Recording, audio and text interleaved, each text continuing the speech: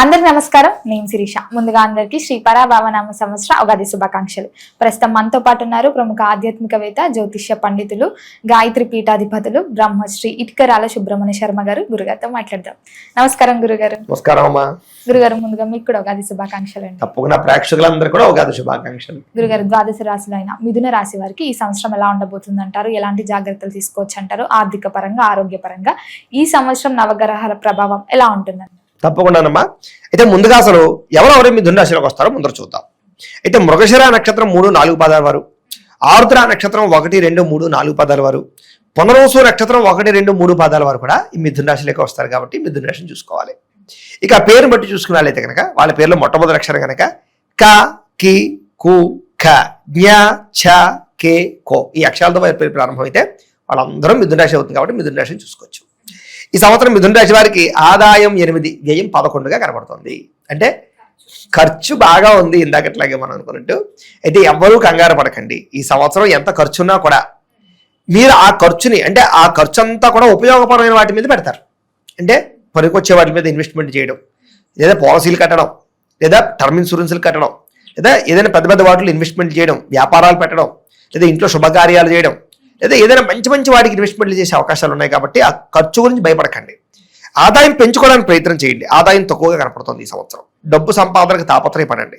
వృధా ఖర్చులు, దుబారా ఖర్చులు తగ్గించుకోండి. కాన్సన్ట్రేషన్ అంతా కూడా సంపాదన పట్ల పెట్టండి, ఖర్చు పట్ల కాదు. కాబట్టి ఆ రకంగా ఉన్నట్లయితే ఈ సంవత్సరం రిస్క్ లేకుండా వీళ్ళు ఆర్థికంగా పడిపోకుండా ఉండగలుగుతారు.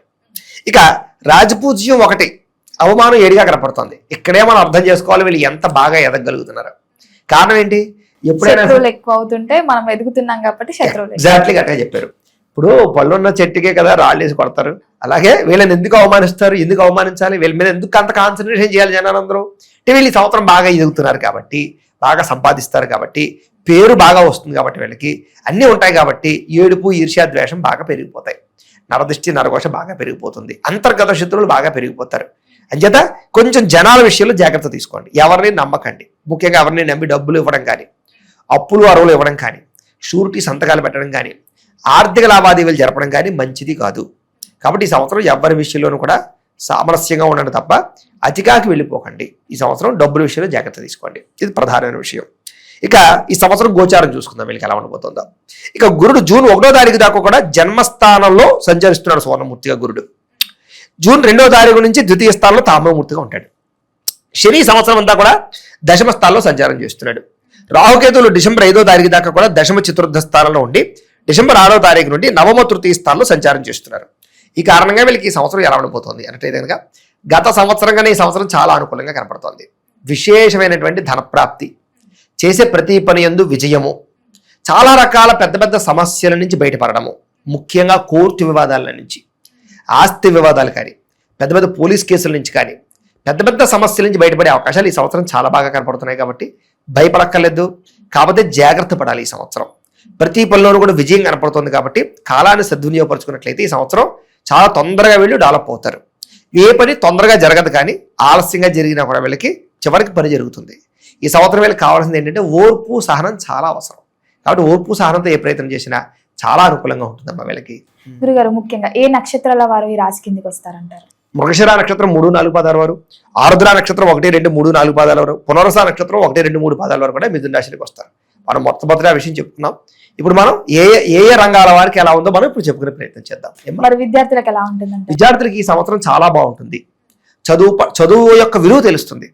ఒక గోల్ పెట్టుకుని చదవడం, మంచి విద్యార్థులతోటి స్నేహం చేయడం, ఒక టీమ్స్గా కలిసి ఒక గ్రూప్ స్టడీస్ చేయడం, వాటిలో ఏదైనా డౌట్స్ ఉంటే వాటికి సంబంధించినటువంటి వెరిఫికేషన్ చేసుకోవడం, ఏదైనా ప్రాజెక్టులు ఉంటే వాటిని బాగా ఎక్కువ కాన్సన్ట్రేషన్ చేయడం, అలాగే టెక్నాలజీ పట్ల అవగాహన పెంచుకోవడం, ఆర్టిఫిషియల్ ఇంటెలిజెన్స్ కోర్సుల పట్ల ఆసక్తి పెంచుకోవడంతో పాటుగా పరీక్షా ఉత్తీర్ణతలు, మంచి ర్యాంకులతో ఉత్తీర్ణతలు కనపడుతున్నాయి. కాబట్టి విద్యార్థులకు చాలా అనుకూలంగా కనపడుతుంది ఈ సంవత్సరం. మరి ఉద్యోగ వ్యవస్థలో ఉన్న వారికి ఎలా ఉంటుందంటారు? ఉద్యోగం మారాలి, ప్రమోషన్స్ వస్తూ ఉంటాయి కదా, అలా మారొచ్చు అంటారా ఈ సంవత్సరం? తప్పకుండా ఈ సంవత్సరం ఉద్యోగస్తులకైతే చాలా యోగకరంగా కనపడుతోంది. ఇప్పటిదాకా ఒక ఉద్యోగం చేస్తూ అందులో ఎదుగుదల లేక, గ్రోత్ లేక, ఈ ఉద్యోగం మారితే మనకి ఏదైనా ఎదుగుదల వస్తుందేమో అని ఎదురు చూసే వాళ్ళందరికీ కూడా ఉద్యోగ మార్పులు, ఉద్యోగ ఎదుగుదల, ఆర్థికపరమైన పరిపుష్టి, మంచి జీతాలతో కూడుకున్నటువంటి ఉద్యోగాలు వచ్చే అవకాశాలు ఉన్నాయి. కాబట్టి ఈ సంవత్సరం రిస్క్ చేయొచ్చు. కొంతమంది ఉద్యోగాలు మారడానికి రిస్క్ చేయరు, కానీ ఈ సంవత్సరం అలాంటి రిస్క్ చేయొచ్చు. ఉద్యోగ అవకాశాలు వస్తాయి. అలాగే ప్రైవేట్ ఉద్యోగస్తులకు మంచి అవకాశాలు రాబోతున్నాయి. గవర్నమెంట్ ఉద్యోగస్తులు కూడా ప్రమోషన్ రాబోతున్నాయి. ఆగిపోయిన ప్రమోషన్లు ఎదరికి వెళ్ళడం కానీ, ఆర్థికపరమైన పరిపుష్టి రావడం కానీ, ఏదైనా సమస్యలు ఇరుక్కుంటే ఆ సమస్య నుంచి బయటపడడం కానీ, రాజకీయ నాయకుల యొక్క అండాదండ దొరకడం కానీ, ఇలాంటివి ప్రభుత్వ ఉద్యోగస్తులు బాగా కనపడుతున్నాయి. ఎవరైతే నిరుద్యోగులు ఉన్నారో వాళ్ళందరికీ ఈ సంవత్సరం మంచి యోగ కాలంగా కనపడుతుంది. ఎదురు చూస్తున్న ఉద్యోగ అవకాశాలు, గవర్నమెంట్ ఉద్యోగ అవకాశాలు, పర్మనెంట్ ఉద్యోగ అవకాశాలు కనపడుతున్నాయి. పర్మనెంట్ కాని వారికి కూడా ఈ సంవత్సరం పర్మనెంట్ అవకాశాలు బాగా కనపడుతున్నాయి. ఇతర దేశాల్లో ఉద్యోగాలు చేసే వారికి ఈ సంవత్సరం యోగ కాలంగా కనపడుతోంది. ఇప్పటిదాకా ఎవరన్నా పార్ట్ టైం జాబులు చేస్తూ సరైన ఉద్యోగం రాక మళ్ళీ తిరిగి మన దేశం వచ్చేద్దామా, ఇంకా మనకి ఇక్కడ పని అవ్వదా అని ఎదురు చూసే వాళ్ళందరికీ మళ్ళీ తిరిగి పర్మనెంట్ ఉద్యోగాలు, మంచి స్టాండర్డ్ ఉద్యోగాలు వచ్చే అవకాశాలు, వాటి వల్ల వేసాలు ప్రొలాంగ్ అయ్యే అవకాశాలు, H1B వేసాలు లక్కీ లాటరీలో దొరికే అవకాశాలు, ఇలాంటి అవకాశాలు ఈ సంవత్సరం చాలా బాగా కనపడుతోంది. విదేశాల్లో ఉండే వారికి గృహయోగం కూడా కనపడుతుంది. అలాగే ఇల్లులు మార్పులు అంటే అద్దెల్లులు మారదామన్నా ఈ సంవత్సరం చాలా అనుకూలంగా కనపడుతుంది. కాబట్టి ఉద్యోగస్తులకి ఈ సంవత్సరం చిన్న చిన్న ఇబ్బందులు ఉన్నా కూడా అనుకూలమైన వాతావరణం కనపడుతుంది. వర్క్ ప్రెజర్ విపరీతంగా ఉంటుంది తప్ప దానికి తగ్గ లాభం అయితే వస్తుంది ఈ సంవత్సరం. ఈ రాశి వారికి ముఖ్యంగా వివాహ యోగం ఉందంటారా? ఈ సంవత్సరం వివాహ యోగం అయితే ఉంది, కానీ కొంచెం మొట్టమొదటి 6 నెలలు చాలా బలంగా గురుడు ఉన్నాడు కాబట్టి వివాహ ప్రయత్నాలు చేసుకున్నట్లయితే సులువుగా వివాహాలు కుదురుతాయి ఆ మొదటి 6 నెలలు. అలాంటి తర్వాత 6 నెలలు కుదరవని కాదు, కానీ కొంచెం ప్రయత్నాలు తొందరగా చేసుకోవడం మంచిది ఈ సంవత్సరం. అంటే ఈ 6 నెలలు గురుబలం బాగుంది కాబట్టి గట్టిగా ప్రయత్నం చేసుకున్నట్లయితే ఇష్టమైన వాళ్ళతో వివాహాలు కానీ, పెద్దలు కుదిర్చిన వివాహాల్లో కూడా మంచి సంబంధాలు రావడం కానీ, లేదా ఎవరైనా ఇష్టపడుతూ వీళ్ళని పెళ్లి చేసుకోవాలని ఎదురు చూస్తూ వాళ్ళు పెళ్లిళ్ళు అవ్వడాలు కానీ, వివాహాలు నలిగిపోతున్న వాళ్ళకి వివాహాలు అవ్వడం కానీ ఈ సంవత్సరం కనపడుతుంది. కాబట్టి వివాహం చాలా అనుకూలంగా కనపడుతుంది. ప్రేమించిన వ్యక్తితో వివాహ ప్రయత్నాలు చేసేవాళ్ళు మాత్రం ఈ సంవత్సరం కృషి బట్టిగా చేసినట్లయితే ఇంట్లో వాళ్ళు ఒప్పుకుంటారు. ఎప్పటి నుంచో ఒప్పుకోక ఇంట్లో వాళ్ళు పెళ్లిళ్ళు ఆగిపోయిన వాళ్ళందరికీ ఈ సంవత్సరం పెళ్లిళ్ళు అవ్వబోతున్నాయని చెప్పచ్చు. గట్టిగా ప్రయత్నాలు చేయాలమ్మా ఈ సంవత్సరం. మరి కుటుంబ వాతావరణం ఎలా ఉంటుందంటారు? చిన్న చిన్న సమస్యలు కనపడుతున్నాయి. ముఖ్యంగా ఇరుగు పొరుగు వాళ్ళు మీ మీద నిందలు వేయడం కానీ, మీరు సంతోషంగా ఉంటే చూడలేని వాళ్ళు కానీ ఏదో రకంగా ఇబ్బంది పెట్టాలని ట్రై చేస్తూ ఉంటారు. కానీ ఎంత ఎవరు ఇబ్బంది పెట్టినా కూడా కుటుంబ వివాదాలు ఏవి కూడా అందరి సామరస్యంగానే ఉంటారు. వివాదాలు పరిష్కరించుకోగలుగుతారు. ఆస్తి వివాదాలున్నా, లేదా అన్నదమ్ములతో అక్క చెల్లెలతో వివాదాలున్నా, భార్యాభర్తల మధ్య సమస్యలున్నా ఈ సంవత్సరం కూర్చుని మాట్లాడుకున్నట్లయితే ఖచ్చితంగా అవన్నీ సమస్య పోతాయి. అందరితోటి సంతోషంగా ఉంటారు. శుభకార్యాల్లో పాల్గొంటారు. శుభకార్యాలకు వెళ్తారు. ముఖ్యంగా ఎవరైతే ఈ బంధువులు ఉంటారో వాళ్ళతో రిలేషన్లు బలపడతాయి. ఇదివరకు బంధువులతో విడిపోయి గొడవలు పడిన వాళ్ళతో మళ్ళీ రిలేషన్ బలపడతాయని చెప్పచ్చు. కాబట్టి అనుకూలంగానే కనపడుతుంది కుటుంబ పరంగా. గురుగారు, రాజకీయ రంగంలో ఉన్న వారికి, సినీ రంగంలో ఉన్న వారికి ఎలా ఉంటుందంటారు ఈ ఏడాది? రాజకీయ రంగంలో వారికి ఇప్పుడు ఏదైనా ఎలక్షన్లో పాల్గొనే వాళ్ళు అయితే కనుక ఖచ్చితంగా జాతకాలు చూపించుకోండి. ఎందుకంటే మీకు చాలా త్రుటిలో అవకాశాలు తప్పే అవకాశం కనపడుతుంది. చేతి వరకు వచ్చి తక్కువ వాటిలో ఎలక్షన్స్ లో అపజయం పాలయ్యే అవకాశం కనపడుతుంది. కాబట్టి ఒకసారి జాతకంలో రవి బలం ఉందా, గురుబలం ఉందా, లేదా కుజబలం ఉందా, రాహుబలం ఉందా, ఇలా కొన్ని గ్రహాల బలాలు ఉండాలి. శని బలం అది కూడా కావాలి. అంటే అలాంటి వాళ్ళకి జాతకాలు చూపించుకున్నట్లయితే ఫోన్ చేస్తే మేము లగ్నాన్ని బట్టి ఏ గ్రహాలు ఎక్కడ ఉన్నాయో, ఏ దశలు నడుస్తున్నాయో చూసి చెప్తాం. దాన్ని బట్టి ఆ టైంలో మేము చెప్పినటువంటి టైంలో ప్రయత్నాలు చేసినా, లేదా ఏదైనా వాటికి ఏదైనా దోషాలను పరిహారాలు చేసుకుని ప్రయత్నాలు చేసినా సులువుగా ఈ యొక్క రాజకీయపరమైనటువంటి పదవులు వస్తాయి. రాజకీయానికనే కాదు, ఉద్యోగం, వ్యాపారం, వ్యవహారం, పెళ్లి, సంతానం, దేనికైనా సరే జాతకంలో బలం చాలా ముఖ్యం. కాబట్టి లగ్న బలం కూడా చూసుకుని ఏదైనా దోషాలను పరిహారాలు చేసుకుని ఎదురు వెళ్తే బాగుంటుంది. ఈ సంవత్సరం రాజకీయ నాయకులకు చాలా ముఖ్యం అనమాట. దాని ప్రయత్నం చేసినట్లయితే బాగుంది. ఖచ్చితంగా రాజకీయ పదవులు వస్తాయి. సినిమా, టీవీ, మీడియా రంగాల వారికి మంచి అవకాశాలు రాబోతున్నాయి. మంచి పేరు వస్తుంది. అవార్డులు పొందగలుగుతారు. పెద్ద పెద్ద ప్రాజెక్టులు చేపట్టగలుగుతారు. అనేక భాషల్లో కూడా మంచి అవకాశాలు రాబోతున్నాయి. ఫ్యాన్ ఫాలోయింగ్ బాగా పెరుగుతుంది. అంతేకాదు యూట్యూబ్లోను, ఇన్స్టాగ్రామ్లోను, లేదా ఫేస్బుక్లోను ఏదైనా కళలు ప్రదర్శించే వాళ్ళందరికీ కూడా వాళ్ళు కళాకారులుగా వస్తారు. కాబట్టి వాళ్ళకి రెవెన్యూ బాగా జనరేట్ అవుతుంది. సబ్స్క్రైబర్లు, ఫాలోవర్స్ బాగా పెరుగుతాయి. ఆదరణ బాగా పెరుగుతుంది. అలాగే మంచి మంచి అవకాశాలు రాబోతున్నాయని చెప్పచ్చు. మరి ఎవరికైతే వివాహం జరిగిందో సంతానం కోసం ఎదురు చూసే వారికి సంతాన యోగం ఉందంటారు? తప్పకుండానమ్మా. ఈ సంవత్సరం మామూలుగా సంతాన ప్రయత్నాలు చేసే వాళ్ళకే కాదు, IVF ట్రీట్మెంట్లు చేసుకునే వాళ్ళకి, లేదా ఏదైనా మెడిసిన్స్ వాడుతున్న వాళ్ళకి కూడా ఈ సంవత్సరం సంతాన యోగ్యత కనపడుతుంది.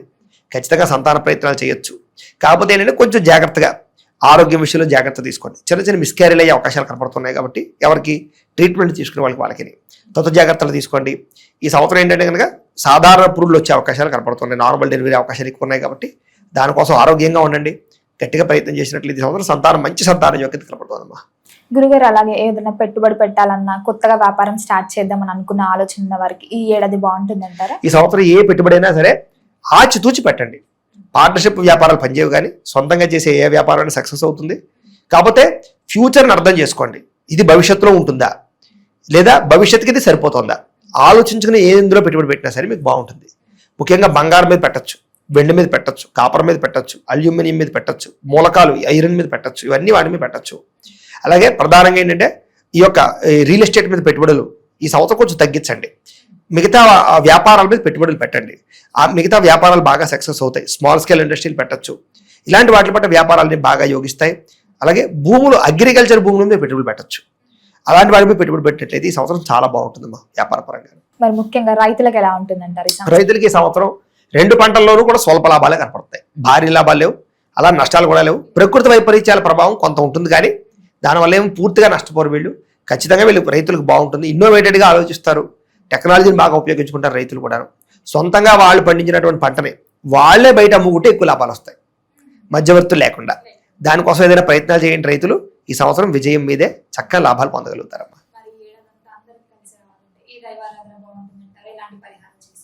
ఈ సంవత్సరం అందరికీ కలిసి రావాలంటే ముందర జాతక దోషాలు, జాతక బలం కావాలి, గ్రహ బలం కావాలి. గ్రహ బలం కావాలంటే ఈ సంవత్సరం గురుడికి, శనికి, రాహుకి, కేతువుకి జపాలు చేయించుకోవడము, అలాగే గణపతి హోమము, సుదర్శన హోమము, రుద్ర హోమము, మన్యసూక్త హోమము చేయించుకున్నట్లయితే ఈ సంవత్సరం వీళ్ళకి చాలా బాగుంటుంది. ఈ జపాలు హోమాలు చేయించుకోవాలనుకుంటే ఎవరైనా సరే మమ్మల్ని సంప్రదిస్తే మా పేటలో బ్రాహ్మణులతో మేము చేయించి పెడతాం. ఇది ఫస్ట్ విషయం. రెండోది, ఇంట్లో వీళ్ళు చేసుకోవాల్సిన పరిహారాలు ఏమిటంటే కనుక గణేష స్తోత్రాన్ని పారాయణ చేసుకోవడము, మేధా దక్షిణామూర్తి స్తవాన్ని పారాయణ చేసుకోవడము, అలాగే హనుమాన్ చాలీసాని రోజు వినడం కానీ పారాయణ చేయడం కానీ చేసుకుంటూ బయటకు వెళ్తే బాగుంటుంది.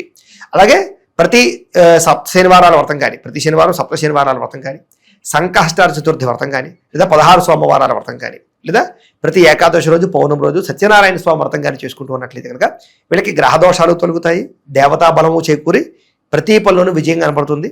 ఈ సంవత్సరం అంతా సక్సెస్ఫుల్ గా ఉంటారు వీళ్ళు. సంవత్సరం గురుగారు మొత్తం మీద సంవత్సరంలో మిథున రాశి వారికి ఎలా ఉండబోతుంది, ఎలాంటి జాగ్రత్తలు తీసుకోవాలో తెలియజేసినందుకు ధన్యవాదాలండి. నమస్కారం, సంతోషం.